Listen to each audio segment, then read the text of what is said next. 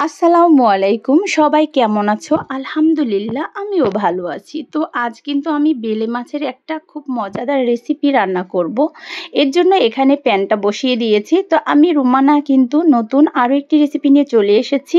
তো কে কোথা থেকে ভিডিওটা দেখছো অবশ্যই কিন্তু কমেন্টে জানাতে ভুলবে না।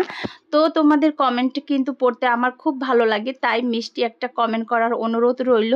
তো এখানে কিন্তু আমি প্যানটা বসিয়ে দিয়েছি তেলের সাথে কিন্তু পেঁয়াজ কুচিটা অ্যাড করে পেঁয়াজটাকে আমি একটু ভেজে নিব। তো ভাজাটা কিন্তু সম্পূর্ণ শেষ। এখানে কিন্তু আমি অ্যাড করে দিয়েছি পেঁয়াজ আর রসুন বাটা।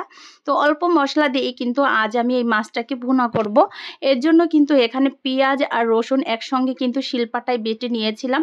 তো এখানে কিন্তু আমি 2 থেকে 3 চামচের মতো অ্যাড করে দিয়েছি। এরপর স্বাদ মতো লবণটাও অ্যাড করে দিয়েছি 1 চামচের মতো হলুদের গুঁড়ো। তো এবার কিন্তু আমি 1 চামচের মতো মরিচের গুঁড়ো অ্যাড করে দিব।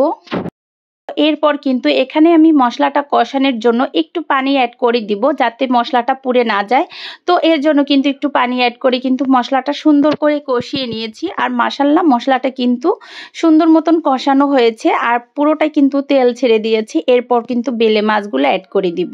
আর মাছগুলো কিন্তু এখানে আমি কিছু কেটে নিয়েছি আর কিছু আস্ত রেখেছি, কারণ এটা কিন্তু আমার বাচ্চারা খুবই কম পছন্দ করে। আর আমি একমাত্র এই মাছটা একটু বেশি পছন্দ করি, তাই আমারই একটু খাওয়া পড়ে বেশি। আর বাচ্চারা কিন্তু তেমন একটা খেতে চায় না, তো ওদের জন্য কিন্তু আলাদা কিছু রান্না করতে হয়। ওরা কিন্তু এই মাছটা খুব কম পছন্দ করে। তো এখানে কিন্তু আমি মাছটা সুন্দর করে কষিয়ে নিয়েছি। তো কষানোর পরে কিন্তু এখানে আমি ঝোলের জন্য পানিটা অ্যাড করে দিয়েছি। পানিটা দিয়ে এখন কিন্তু আমি আরও একটু পানি অ্যাড করে দেবো, যেহেতু বেলে মাছ এর জন্য কিন্তু বেশি পানি দিব না। আর এটাকে কিন্তু মাখা মাখা করে ঝোল রান্না করব। আর এই বেলে মাছটা কিন্তু অল্প সময় কিন্তু সিদ্ধ হয়ে যায়। তো এই পানিতে কিন্তু আমি সুন্দর করে রান্নাটা করে নিব। মাশাআল্লাহ দারুণ একটা কিন্তু কালারও চলে আসছে। আর ঢাকনা দিয়ে কিন্তু আমি কিছু সময়ের জন্য ঢেকে রেখে দিয়েছিলাম। আর ঢাকনা দেওয়ার পর কিন্তু এই তো আমি একটু আলতো হাতে নেড়েচেড়ে দিয়েছি। তো এখানে কিন্তু মশলা কষানোর সময় কিন্তু আমি ফালি করে কাঁচামরিচ অ্যাড করে দিয়েছি। দিয়ে কিন্তু এখানে কিন্তু এখন আমি রান্নাটা প্রায় শেষের দিকে কিন্তু একটু ধনিয়া পাতাও অ্যাড করে দিব। আর সত্যি বলছি এই তরকারিটা খেতে কিন্তু একদম শীতের সিজনে যেরকম একটা তরকারি হয় সেটার মতো লাগছিল। আর এরকম তরকারি কিন্তু একদম শীতের মতন খেতে লাগে। আর এটা খেতে কিন্তু দারুণ মজা।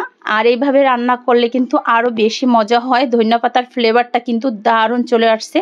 আর এখানে কিন্তু আমি 2টো কাঁচামরিচও অ্যাড করে দিয়েছি, যেহেতু গরম ভাতের সাথে এটা পরিবেশন করব। আর তখনই কিন্তু এরকম একটা আস্ত কাঁচামরিচ হলে কিন্তু খেতে দারুণ লাগে। তো গরম ভাতের সাথে কিন্তু একটু মাছ আর এরকম একটু মরিচ কামড়ে কিন্তু সেই মজা লাগে।